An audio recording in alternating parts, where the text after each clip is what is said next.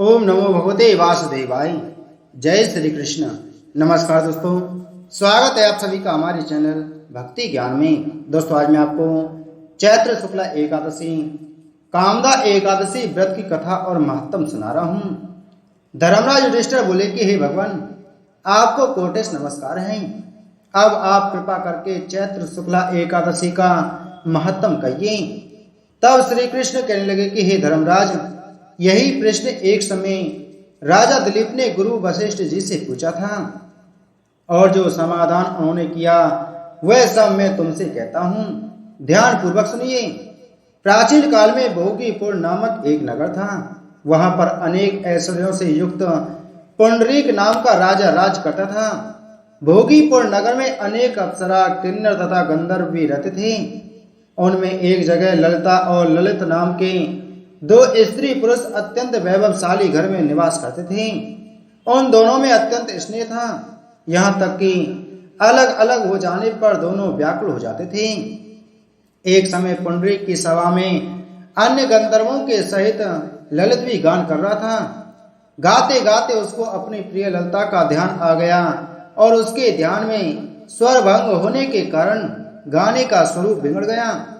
ललित के भाव जानकर करकोट नावक नाग ने पद भंग होने के कारण राजा से कह दिया। तब पुंडरीक ने क्रोध पूर्वक कहा कि तू मेरे सन्मुख गाते हुए भी अपनी स्त्री का स्मरण कर रहा है। अतएव तू कच्चा मांस, मदिरा और मनुष्य भक्षण करने वाला राक्षस बनकर अपने किए हुए कर्म का फल भोग। पुंडरीक के श्राप से ललित उसी क्षण महाकाल विकराल राक्षस हो गया। उसका मुख अत्यंत भयंकर, नेत्र सूर्य चंद्रमा की तरह प्रदीप्त तथा मुख से अग्नि निकलने लगी। उसकी नाक पर्वत की कंदरा के समान विशाल काय तथा गर्दन पर्वत के समान लगने लगी। सिर के बाल पर्वत पर खड़े वृक्षों के समान तथा भुजाएं अत्यंत लंबी हो गईं। इस प्रकार उसका शरीर 8 योजन का हो गया। तब वह राक्षस होकर अनेक प्रकार के दुख भोगने लगा। जब उसकी स्त्री ललिता को यह सब वृतांत मालूम हुआ तो उसको अत्यंत खेद हुआ और वह अपने पति के उद्धार का यत्न सोचने लगी। वह राक्षस अनेक प्रकार के घोर दुख सहता हुआ घने वनों में रहने लगा। उसकी स्त्री उसके पीछे पीछे जाती और अनेक प्रकार से विलाप करती रहती। एक बार ललिता अपने पति के पीछे पीछे घूमती घूमती विंध्याचल पर्वत पर चली गई, जहां पर श्रृंग की ऋषि का आश्रम था। वह ऋषि के आश्रम में जाकर विनीत भाव से उनकी प्रार्थना करने लगी। श्रृंग की ऋषि उसे देखकर बोले कि हे सुगे, तुम कौन हो और यहाँ किस लिए आई हो? ललिता बोली कि हे मुनि, मेरा नाम ललिता है। मेरा पति राजा पुंडरीक के श्राप से विशाल काय राक्षस हो गया है। इसका मुझको महान दुख है। उसके उद्धार का कोई उपाय बतलाइए। ऋषि बोले कि हे गंधर्व कन्या, अब चैत्र शुक्ला एकादशी आने वाली है, जिसका नाम कामदा एकादशी है। उसका व्रत करने से मनुष्य के सब कार्य सिद्ध होते हैं। यदि तू कामदा एकादशी का व्रत कर उसके पुण्य को अपने पति को दे तो वह शीघ्र ही राक्षस योनि से मुक्ति को प्राप्त होगा और राजा का श्राप भी अवश्य भी शांत हो जाएगा।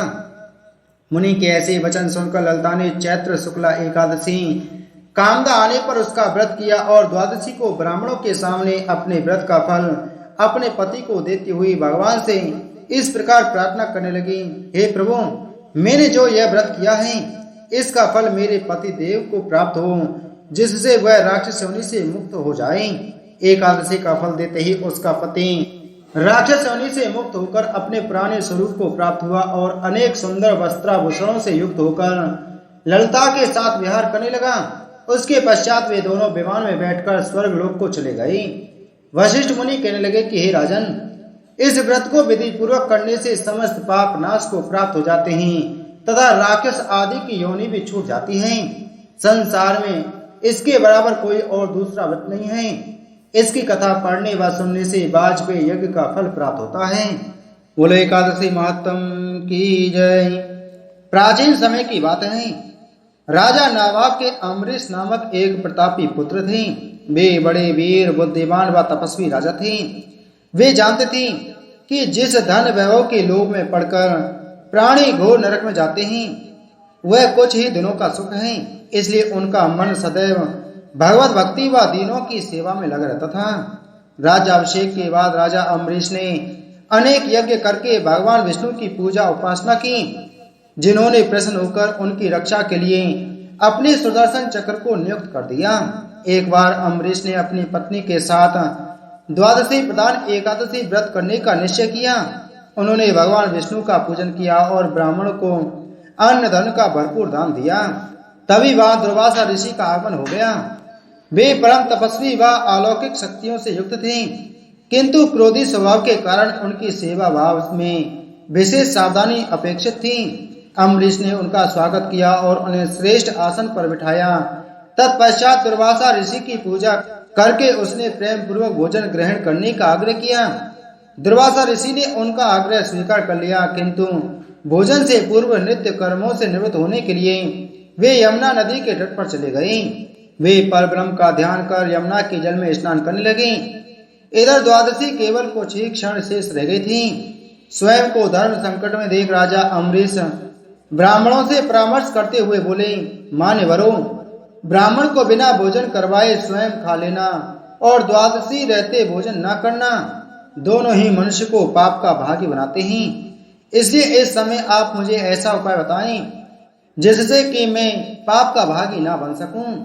ब्राह्मण बोले, राजन, शास्त्रों में कहा गया है कि पानी भोजन करने के समान है भी और समान नहीं भी है।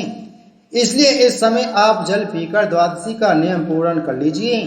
यह सुनकर अम्बरीश ने जल पी लिया और दुर्वासा ऋषि की प्रतीक्षा करने लगे। जब दुर्वासा ऋषि लौटे तो उन्होंने तपोबल से जान लिया कि अम्बरीश भोजन कर चुके हैं। अतः वे क्रोधित हो उठे और कटु स्वर में बोले, दुष्ट अम्बरीश, तू धन के मद में चूर होकर स्वयं को बहुत बड़ा मानता है। तूने मेरा तिरस्कार किया है, मुझे भोजन का निमंत्रण दिया, लेकिन मुझसे पहले स्वयं भोजन कर लिया। अब देख, मैं तुझे तेरी दुष्टता का दंड देता हूँ। क्रोधित दुर्वासा ने अपनी एक जटा उखाड़ी और अम्बरीश को मारने के लिए एक भयंकर और विकराल कृत्या उत्पन्न की। कृत्या तलवार लेकर अम्बरीश की ओर बढ़ी, किंतु वे बिना विचलित हुए मन ही मन भगवान विष्णु का स्मरण करते रहे। जैसे ही कृत्या ने उनके ऊपर आक्रमण करना चाहा, अम्बरीश का रक्षक सुदर्शन चक्र सक्रिय हो गया और पल भर में उसने कृत्या को जलाकर भस्म कर दिया। जब दुर्वासा ऋषि ने देखा कि चक्र तेजी से उन्हीं की ओर बढ़ रहा है तो वे भयभीत हो गए।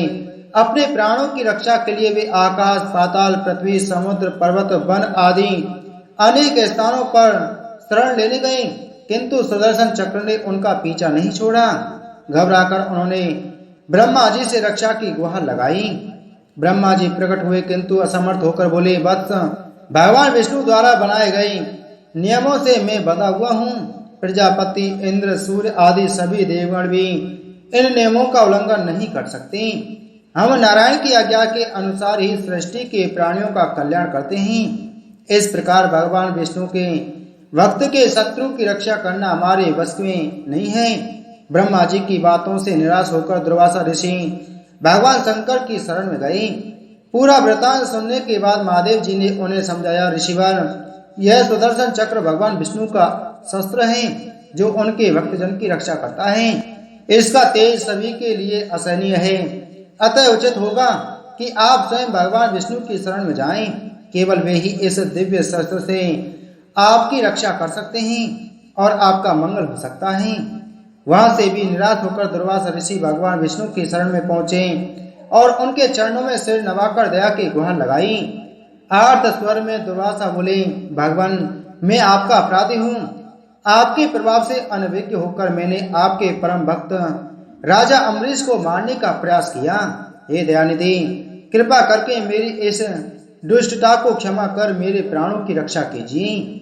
भगवान नारायण ने दुर्वासा ऋषि को उठाया और समझाया, मुनिवर, मैं सर्वदा भक्तों के अधीन हूँ। मेरे सीधे साधे भक्तों ने अपने प्रेम पास में मुझे बांध रखा है। भक्तों का एकमात्र आश्रय मैं ही हूँ। अतः मैं स्वयं अपने व देवी लक्ष्मी से भी बढ़कर अपने भक्तों को चाहता हूँ। जो भक्त अपने बंधु बांधव और समस्त भोग विलास त्याग कर मेरी शरण में आ गए हैं, उन्हें किसी प्रकार छोड़ने का विचार में कदापि नहीं कर सकता। यदि आप इस विपत्ति से बचना चाहते हैं तो मेरे परम भक्त अम्बरीश के पास ही जाइए। उसके प्रसन्न होने पर आपकी कठिनाई अवश्य दूर हो जाएगी। नारायण की सलाह पाकर दुर्वासा अम्बरीश के पास पहुंचे और अपने अपराध के लिए क्षमा मांगने लगे। परम तपस्वी महर्षि दुर्वासा की यह दुर्दशा देखकर अम्बरीश को अत्यंत दुख हुआ। उन्होंने सुदर्शन चक्र की स्तुति की और प्रार्थना पूर्वक आग्रह किया कि वह अब लौट जाए। उनकी स्तुति से प्रसन्न होकर सुदर्शन चक्र ने अपनी दिशा बदल ली और दुर्वासा ऋषि को भय मुक्त कर दिया। जब से दुर्वासा ऋषि वहां से गए थे तब से राजा अम्बरीश ने भोजन ग्रहण नहीं किया था। वे ऋषि को भोजन कराने की प्रतीक्षा कर रहे थे। उनके लौटकर आ जाने पर भय मुक्त हो जाने के बाद अम्बरीश ने सबसे पहले उन्हें आदर पूर्वक बैठाकर उनकी विधि सहित पूजा की और प्रेम पूर्वक भोजन कराया। राजा के इस व्यवहार से ऋषि दुर्वासा अत्यंत प्रसन्न हुए और उन्हें अनेक आशीर्वाद देकर वहां से विदा हो गए। बोलो विष्णु भगवान की जय। सब धर्मों के ज्ञाता, वेद और शास्त्रों के अर्थ ज्ञान में पारंगत, सबके हृदय में रमण करने वाले, श्री विष्णु के तत्व को जानने वाले तथा भगवत परायण प्रहलाद जी जब सुख पूर्वक बैठे हुए थे उस समय उनके समीप स्वधर्म का पालन करने वाले महर्षि कुछ पूछने के लिए आए। महर्षि ने कहा, प्रहलाद जी, आप कोई ऐसा साधन बतलाइए जिससे ज्ञान, ध्यान और इंद्रिय निग्रह के बिना ही अनायास भगवान विष्णु का परम पद प्राप्त हो जाता है। उनके ऐसा कहने पर संपूर्ण लोगों के हित के लिए उदत रहने वाले विष्णु भक्त महाभाग प्रहलाद जी ने संक्षेप में इस प्रकार कहा, महर्षियों, जो 18 प्राणों का सार से भी सारतर तत्व है, जिसे कार्तिकेय जी के पूछने पर भगवान शंकर ने उन्हें बताया था, उसका वर्णन करता हूँ, सुनिए। महादेव जी कार्तिकेय से बोले, जो कलवी एकादशी की रात में जागरण करते समय वैष्णव शास्त्र का पाठ करता है उसके कोटि जन्मों के किए हुए 4 प्रकार के पाप नष्ट हो जाते हैं। जो एकादशी के दिन वैष्णव शास्त्र का उपदेश करता है उसे मेरा भक्त जानना चाहिए। जिसे एकादशी के जागरण में निंद्रा नहीं आती तथा जो उत्साह पूर्वक नाचता और गाता है वह मेरा विशेष भक्त है। मैं उसे उत्तम ज्ञान देता हूँ और भगवान विष्णु मोक्ष प्रदान करते हैं। अतः मेरे भक्त को विशेष रूप से जागरण करना चाहिए। जो भगवान विष्णु से वैर करते हैं उन्हें पाखंडी जानना चाहिए। जो एकादशी को जागरण करते और गाते हैं उन्हें आधे निवेश में अग्निष्टोम तथा अतिरात्र यज्ञ के समान फल प्राप्त होता है। जो रात्रि जागरण में बारंबार भगवान विष्णु के मुखारविंद का दर्शन करते हैं उनको भी यही फल प्राप्त होता है। जो मानव द्वादशी तिथि को भगवान विष्णु के आगे जागरण करते हैं वे यमराज के पास से मुक्त हो जाते हैं। जो विधि पूर्वक चैत्र शुक्ल कामदा एकादशी का व्रत करते हैं उन सबके समस्त पाप समाप्त हो जाते हैं। कामदा एकादशी का व्रत करने से भयंकर राक्षस योनि से मुक्ति मिल जाती है और अंत में विष्णु लोक में जाकर वास करते हैं। जिनके वंश के लोग एकादशी की रात में जागरण करते हैं वे ही धन्य हैं। जिन्होंने एकादशी को जागरण किया है उन्होंने यज्ञ, दान, गया, श्राद्ध और नित्य प्रयाग स्नान कर लिया। उन्हें सन्यासियों का पुण्य भी मिल गया और उनके द्वारा इष्टापूर्त कर्मों का भी भली भांति पालन हो गया। सदानंद, भगवान विष्णु के भक्त जागरण सहित एकादशी व्रत करते हैं, इसलिए वे मुझे सदा ही विशेष प्रिय हैं। जो एकादशी की रात में जागरण तथा ताल स्वर के साथ संगीत का आयोजन करता है उसे महान पुण्य की प्राप्ति होती है। जो एकादशी के दिन ऋषियों द्वारा बनाए हुए दिव्य स्त्रोतों से ऋग्वेद, यजुर्वेद तथा सामवेद के वैष्णव मंत्रों से, संस्कृत और प्राकृतिक के अन्य स्त्रोतों से व गीत वाद आदि के द्वारा भगवान विष्णु को संतुष्ट करता है उसे भगवान विष्णु भी परमानंद प्रदान करते हैं। जो एकादशी की रात में भगवान विष्णु के आगे वैष्णव भक्तों के समीप गीता और विष्णु सहस्त्र नाम का पाठ करता है वह उस परम धाम में जाता है जहाँ साक्षात भगवान नारायण विराजमान हैं। पुण्य में भागवत व स्कंद पुराण भगवान विष्णु को प्रिय है। मथुरा और ब्रज में भगवान विष्णु के बाल चरित्र का जो वर्णन किया गया है उसे जो एकादशी की रात में भगवान केशव का पूजन करके पढ़ता है उसका पुण्य कितना है यह मैं भी नहीं जानता, कदाचित भगवान विष्णु जानते हों।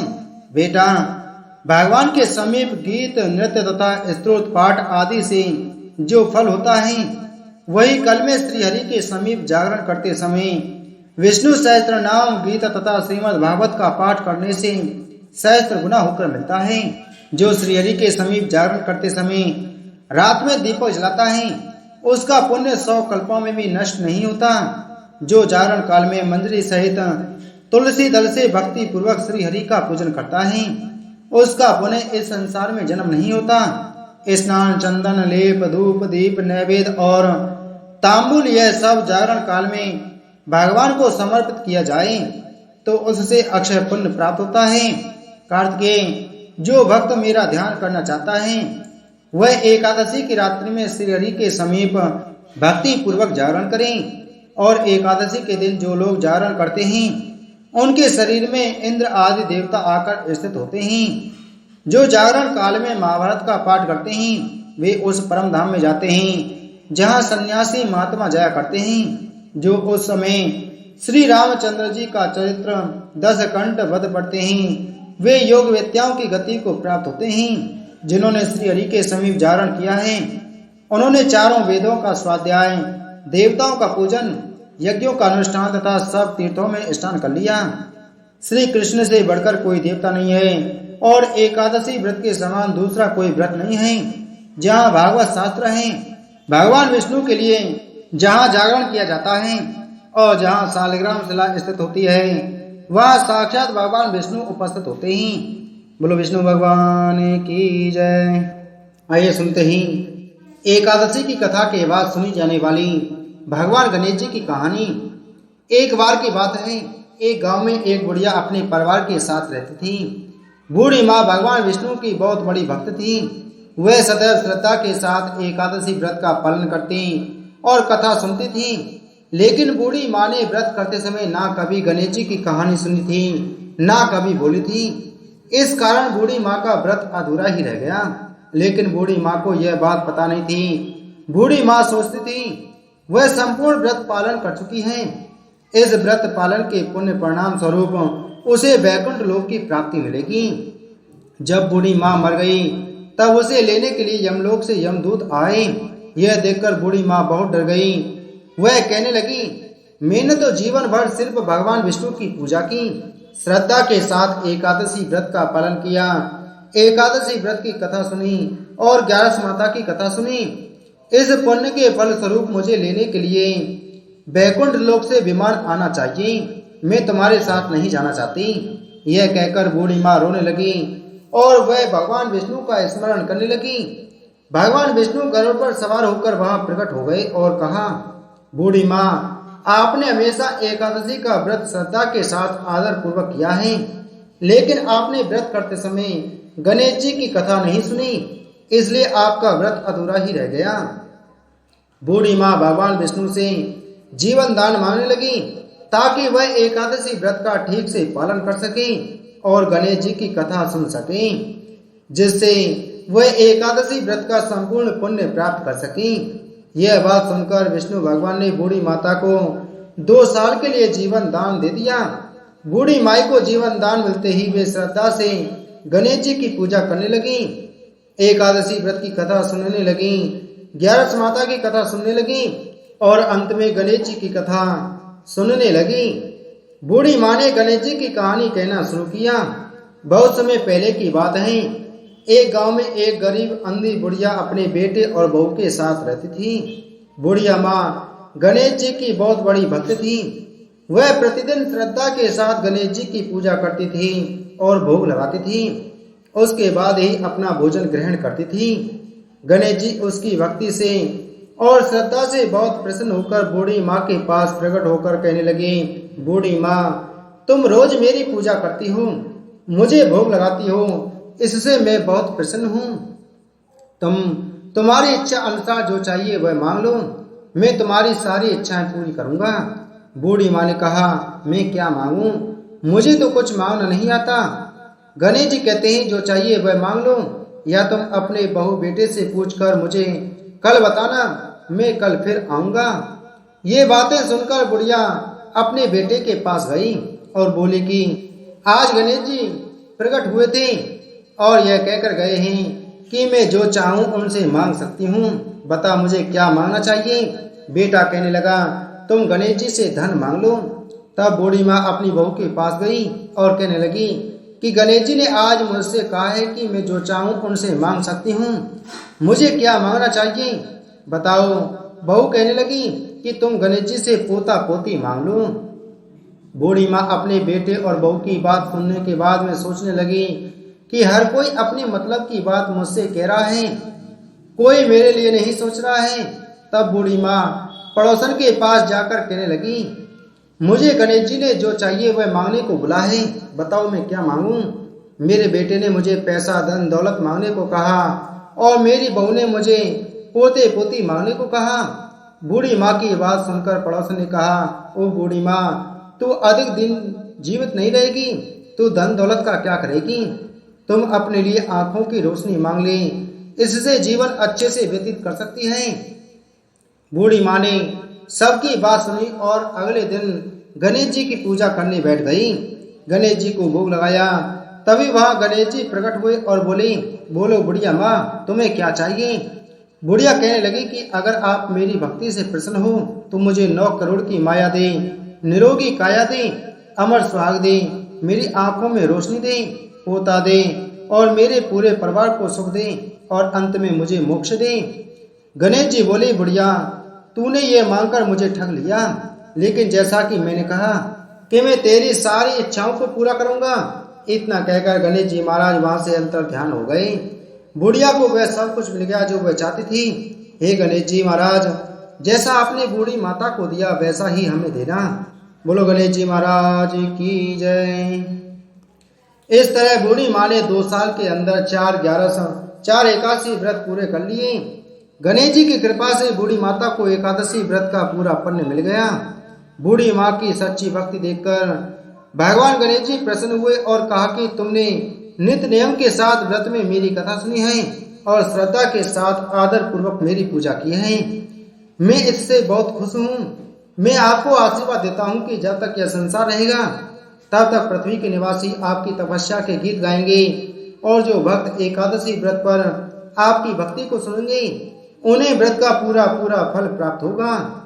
गणेश जी महाराज बूढ़ी माँ की भक्ति से बहुत प्रसन्न होकर बूढ़ी माँ के घर को अन्न धन से भर दिया और सुख समृद्धि वास करने लगी।